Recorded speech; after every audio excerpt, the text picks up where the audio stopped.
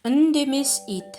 Ерте заманда үй жануарлары түйе, сиыр, қой, жылқы, ит бәрі бас қосыпты. Түйе тұрып, менің адам баласына пайдам шаш етектен, көшсе көлікпін, сүтімнен шұбат ішеді, жүнімнен неше түрлі киім тігеді деп мақтаныпты.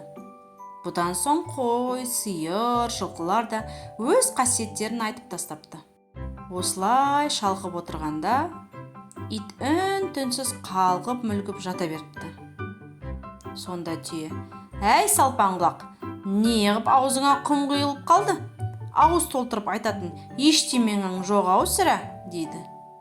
Сол кезде бұл әңгімені қожайындар да тыңдап тұр екен.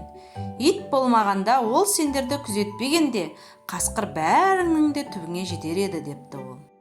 Бұл жөн сөзге жануарлар сөз қайтара алмай қалыпты. Соңы.